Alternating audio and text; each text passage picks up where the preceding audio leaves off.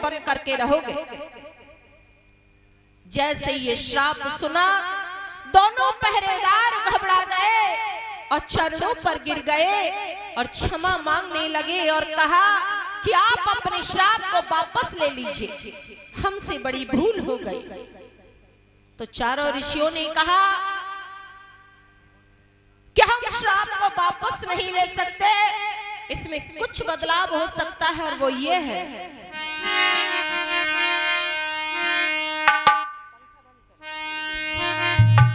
कि तुम पिशाच होगे मगर होगे तेज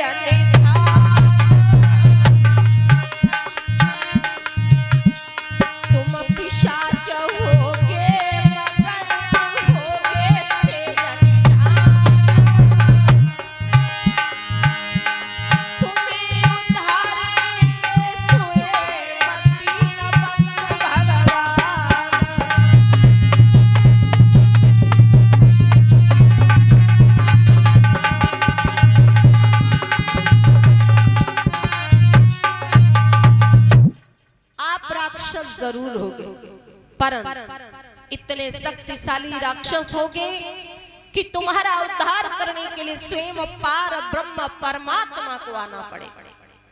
इतना कह करके चारों ऋषिगण चले जाते हैं। श्री सुखदेव जी समझा के कहने लगे कि हे राजन, कश्यप ऋषि जी की पत्नी थी दिति, अदिति, विनीता और कद्रु। इन्हीं दिति के गर्भ से उन दोनों पहरेदारों ने जन्म लिया जो पूर्व जन्म में जय और विजय नाम के थे। दोनों का नामकरण संस्कार करवाया।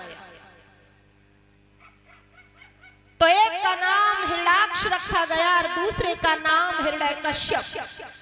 धीरे धीरे दोनों जब बड़े हो जाते हैं तो बहुत ही शक्तिशाली राक्षस बन गए। इसी हिरण्याक्ष ने पृथ्वी को बहुत प्रताड़ित किया।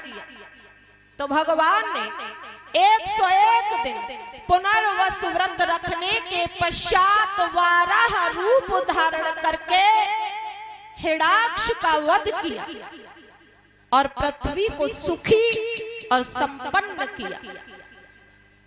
इन्हीं हिरण्याक्ष के भाई थे जिनका नाम था हिरण्यकश्यप। हिरण्यकश्यप की पत्नी का नाम था कयाधु। जब हिरण्यकश्यप ने अपने भाई का मरना सुना तो मन में बदला लेने का विचार करने लगे भगवान श्री हरि से। तो उनके मन में एक ही विचार आया कि बदला लेने का एकमात्र उपाय है और वो है तपस्या। हम तपस्या करने के बाद और विष्णु से बदला ले सके। और ऐसा विचार करके वो तपस्या का मन बना करके चल पड़े। इधर ये बात बृहस्पति देव को मालूम पड़ गई। तो बृहस्पति देव एक तोते का रूप धारण करके वृक्ष की डाली पर बैठ गए और राम राम की रट लगाने लगे। जैसे ही राम राम का शब्द हिरण्यकश्यप ने सुना तो वो मन में विचार करने लगे कि ये तो हमारे वैरी का नाम है, इसका मतलब आज का दिन हमारा बेकार चला गया, अब हम तपस्या के लिए नहीं जाएंगे।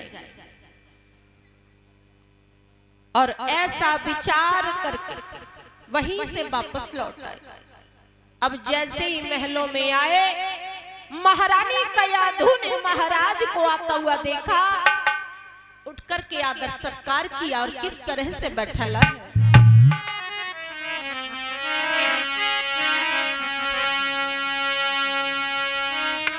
आवत देखो पिया नारी और पलका दयो न भाई,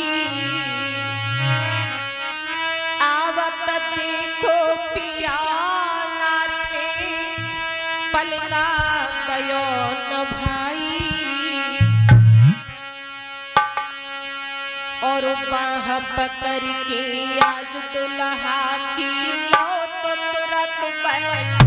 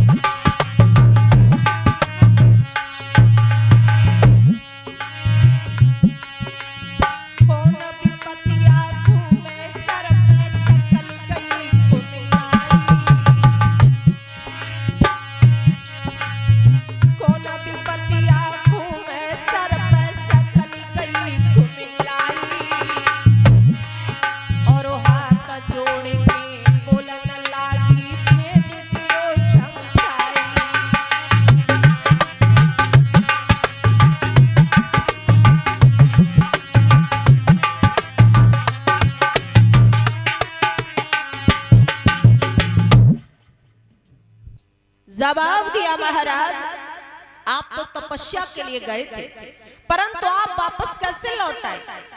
हिरण्यकश्यप कहने लगे, महारानी जब हम तपस्या के लिए गए तो हमने तोते को राम राम कहते हुए देखा, तो हमने विचार किया कि ये हमारे वैरी का नाम है, सो हम वहीं से वापस लौट आए।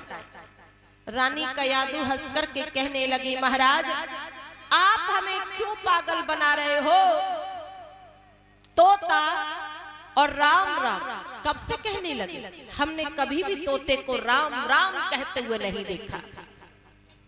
रानी कयाधु ने जब इस तरह से कहा तो हिरण्यकश्यप कहने लगे, महारानी वाकई में वो तोता राम राम कह रहा था। कि कैसे? कि राम राम। रानी कयाधु इतनी अनजान बन गई जैसे कुछ जानती ही नहीं, और बड़ी आसानी से राम राम का शब्द हिरण्यकश्यप के मुखारविंद से कहलवा दिया। अब हिरण्यकश्यप शतोगुण में आ गया और फिर से तपस्या का मन बना के चले, वन में पहुंचे, आसन लगा करके बैठ गए ब्रह्मा जी की घोर तपस्या करने के लिए। बहुत ही घोर तपस्या की तो ब्रह्मा जी ने आने में जरा भी देर नहीं की और हिरण्यकश्यप के समक्ष आ गए और कहा कि मांग लीजिए, क्या मांगना चाहते हो? तो हिरण्यकश्यप ने आज क्या मांगा?